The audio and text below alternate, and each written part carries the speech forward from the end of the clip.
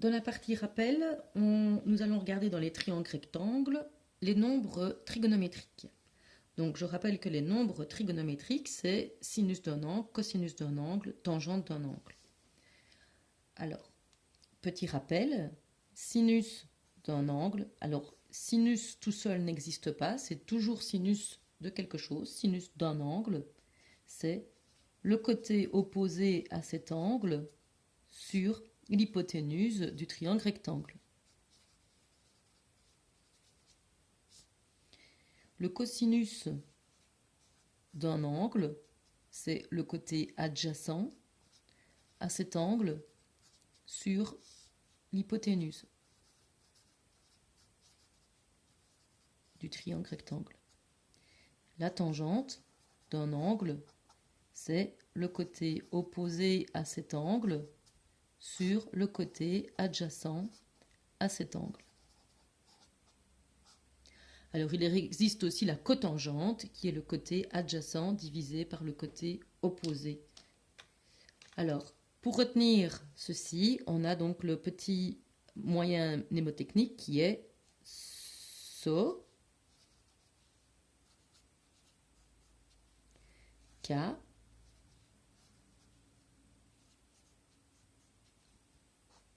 To, A. Voilà. Alors, nous allons maintenant voir des applications pour voir comment utiliser ces formules.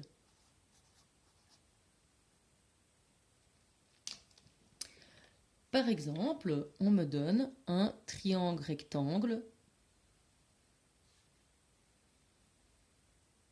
Voilà, bon, pardon. ABC. Et on me dit que le côté AB mesure 37 mètres et que cet angle mesure 28 degrés. Et on me demande de trouver ce côté-ci qui s'appelle côté petit b, puisque c'est en face du sommet B. La première chose à faire, c'est d'écrire les données, les inconnus, et de trouver la solution. Alors, données. Dans les données, qu'est-ce qu'on a? On a le côté AB qui vaut 37 et on a l'angle C qui vaut 28 degrés. Dans les inconnus,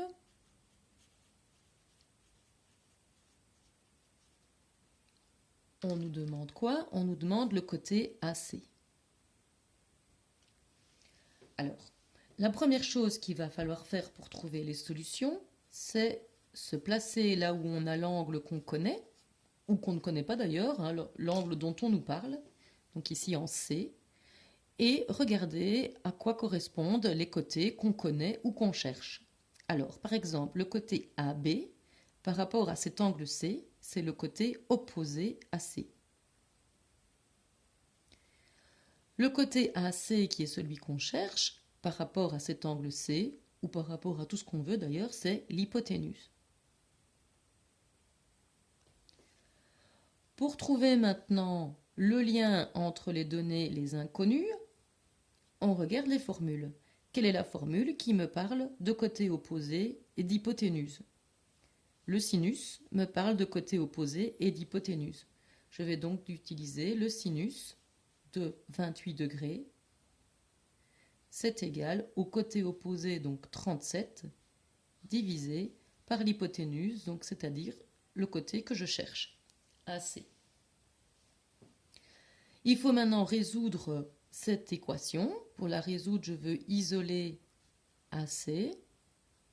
Et donc, alors ici, vous remarquez que c'est une formule de type quotient. Donc je peux utiliser la pyramide.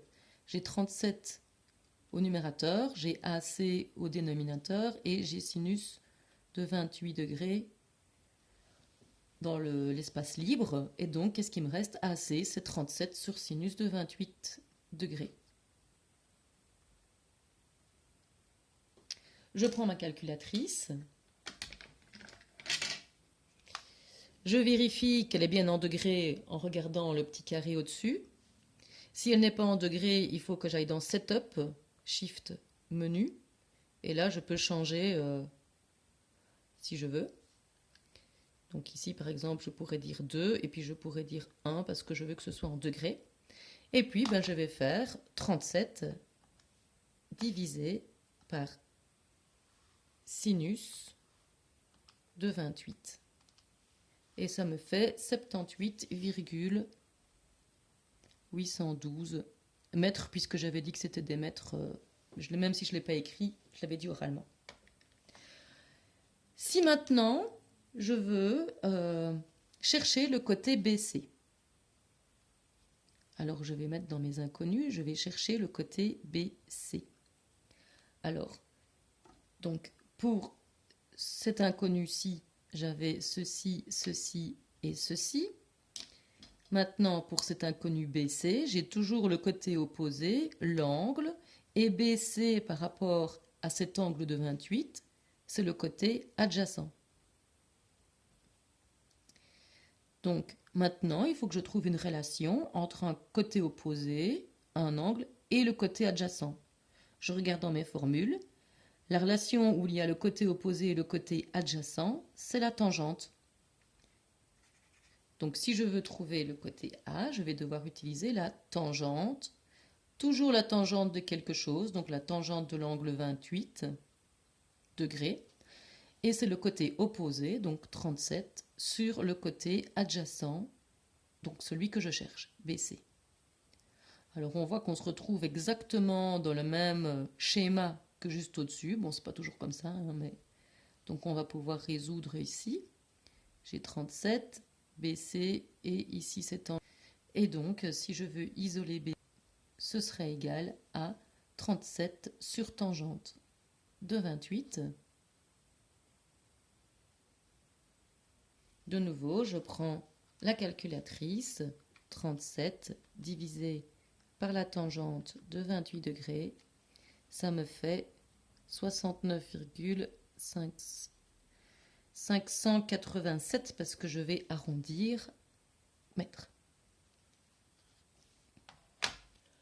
On peut avoir d'autres types de problèmes.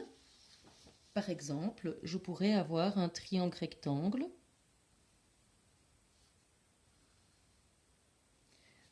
MPS par exemple, où on me dit que MS fait 58 mètres, PS fait 42, et on me demande cette fois-ci de trouver un angle.